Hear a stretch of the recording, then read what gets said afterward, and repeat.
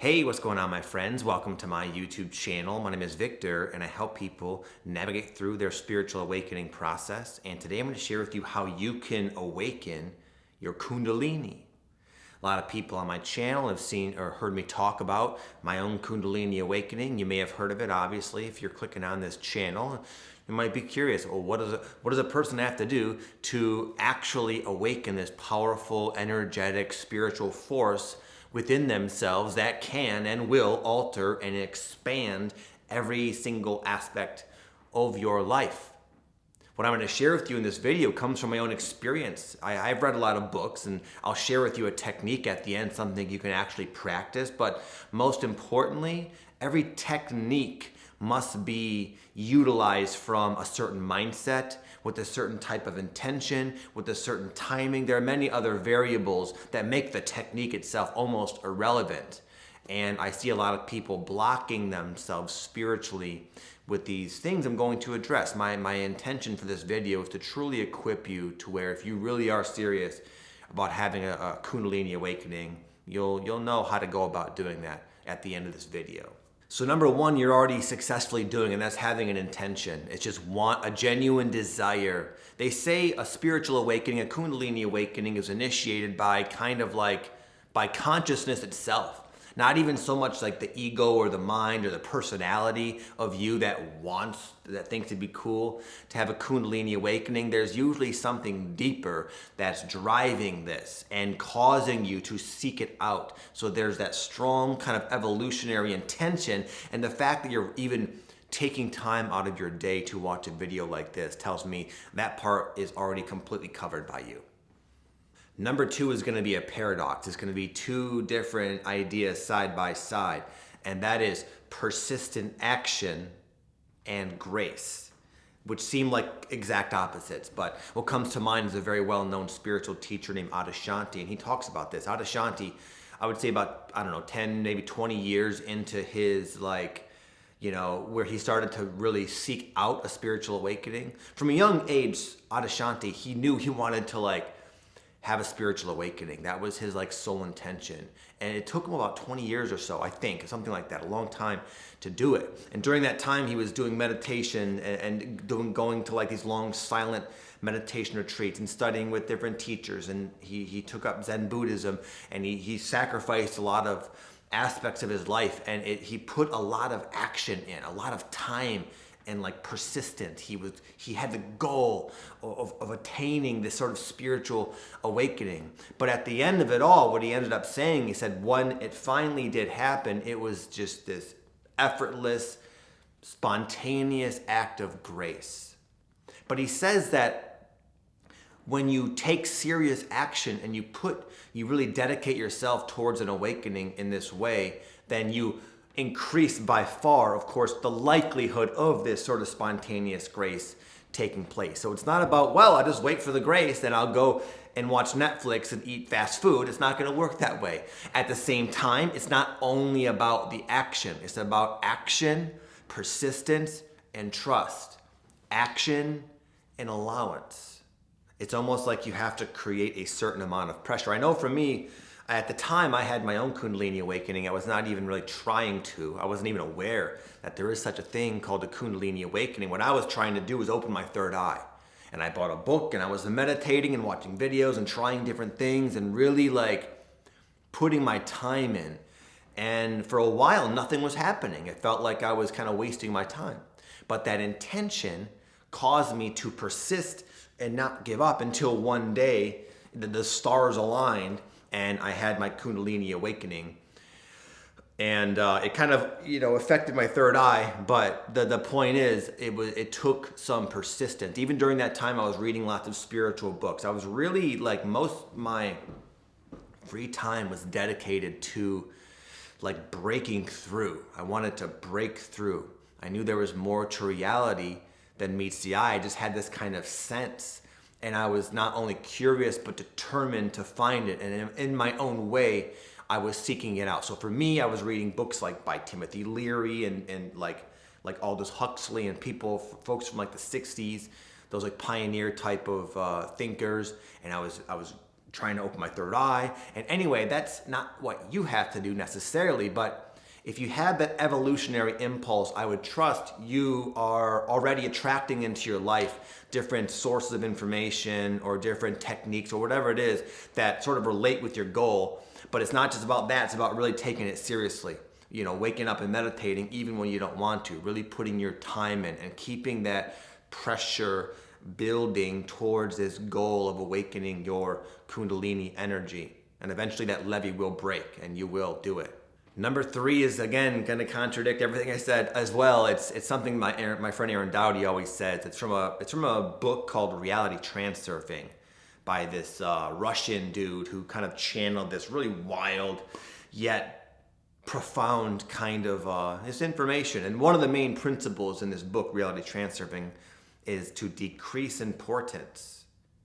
He goes on to say that when we really want something badly, there are these like opposing forces of the universe that balance out. So the more you want something, the more you kind of, in a sense, push it away, like two magnets pushing one another away. So it's at the same time, kind of going back to point number 2, it's not about just doing nothing and waiting. It's a paradox. It's about using judgment and wisdom and like it's a balancing act, like walking kind of a fine line. On one hand, you want to keep on the path. You want to keep the goal in mind and do what you got to do to get there. At the same time, if you want it too much, if there's too much of like a neediness, an insistence, you push it away. This phenomenon happens actually sometimes when people are drinking plant medicine for the first time. They don't feel it.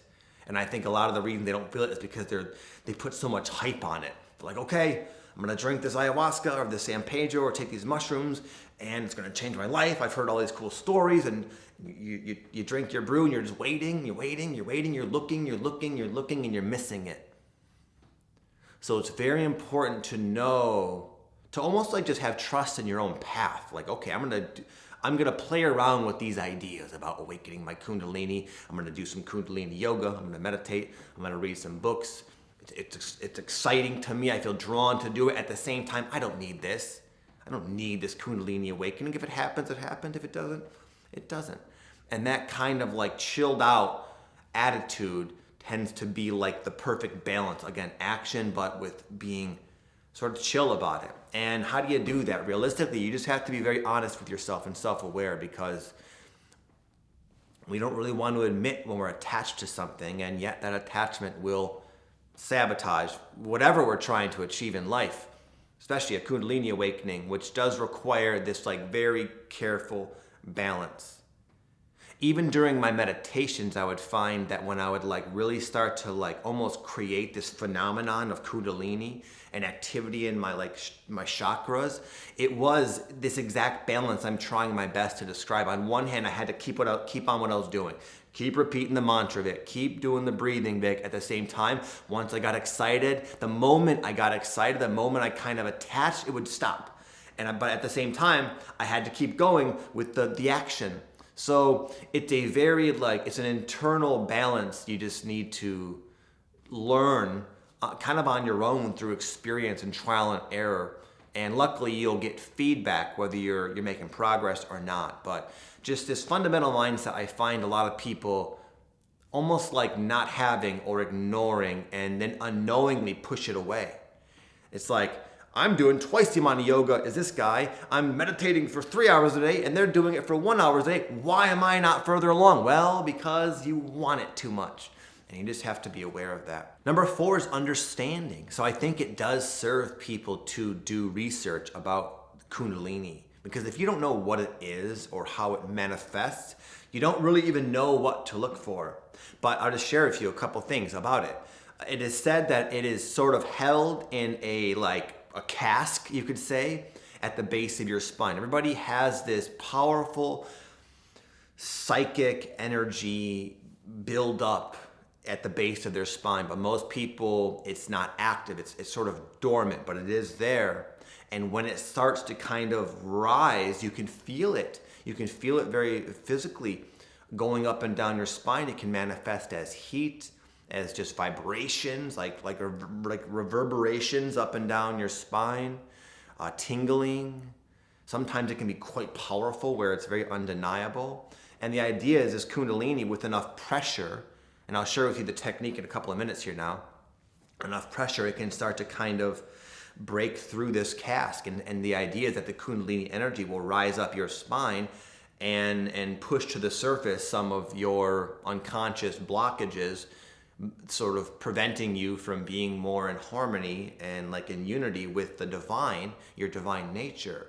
And it goes up through the chakras, clearing them all out, and eventually it kind of escapes through your head and connects you with all that is in this sort of like Satori experience. And it's like an energetic component of the spiritual awakening / evolutionary process that human beings can go through. You know, creatures metamorph, they transform themselves as as years progress. And this is something that some, not many, human beings have already done, but there is this potential because folks are doing it. In fact, more than ever now, people are having this sort of evolutionary leap with the Kundalini phenomenon. So it's getting easier, I would say, to do it. But just knowing that, knowing a little bit about it, knowing what to feel, what to look for, the fact that it exists, the fact that it's possible, starts to really, it's kind of like if you don't know something's there, you don't even bother to look for it. And then, of course, you're not going to find it. So for you, reading a book, just imprinting your brain with like the possibility that there's this thing that people are talking about, they call it Kundalini, it will really start to help you become more and more and more aware of your own Kundalini. And before I share with you the technique, I want to let you know that this is kind of some serious business. This is not something I recommend doing without understanding the power of it. It is powerful, and it's also, in a sense, unpredictable. Once it's awakened in you, you know, I've been working with people from YouTube for 5 or 6, maybe 7 years, hundreds of thousands of followers, many of whom have had a Kundalini awakening, and I hear all sorts of different reports. Some are saying it's very subtle, they don't notice it much. Other people, it literally took them out of their ordinary life for a period of years. Some are still dealing with some of the ramifications and symptoms of it. Now, all of it is still, in my opinion anyway, for what it's worth, good. It's an evolution, but it's not always easy. It does have its fair share of side effects for many people, including feeling exhausted for no reason, feeling like that energy is just burning you out. It also can create spontaneous mystical experiences that you just might not be like have the time for. Maybe you're at work or something, and all of a sudden it's like you need to go in the bathroom because you're freaking blasting off into the ethers out of left field. These kind of things can happen. A lot of people also experience lots of pressure in the different chakra areas, especially their head, and this can manifest physically. It can become like an illness or a rash, and you don't know what the hell's going on with you. You have these crazy mood swings, ups and downs. You're high, you're low. And this is all part of this like awakening process that's sort of initiated by this Kundalini that you've summoned up to the surface. So do so at your own risk. Do so just with mindfulness and respect, and just really understand what you're doing. It's a beautiful thing. It was pretty rocky for me, quite honestly, for a few years there. Mainly because I didn't know what was happening to me. But even after I did understand what was happening to me, it had quite a few different challenges, I will say. My entire life started to change before my eyes. My entire view of reality started to really just expand and change.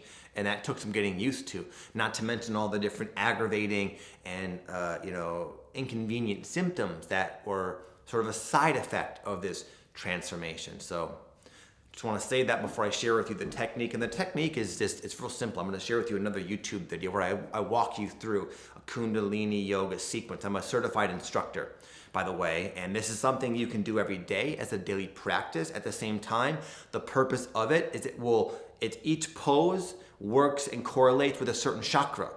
So as you do it, you sort of like get to raise the energy going from the lower all the way up to the higher chakras, mimicking the path of the Kundalini. This is what I would say a responsible way of going about it, opposed to what I did, which was eat a bunch of mushrooms and put on some Tool, a rock band, and freaking try to. That's exactly what I did, and that's exactly what happened. And I had a very rocky 3 years as a result. So I wish you, my friends, a much smoother journey. And really, I encourage you to keep in mind all the things I said in this video in conjunction with the practice. There's a video in one of the corners here. It's from a while ago, one of my first YouTube videos, where I literally walk you through a very simple to learn Kundalini yoga practice that will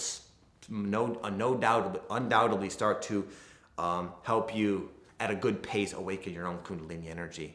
So with that said, I hope you enjoyed the video, my friends. I hope you enjoyed this other one.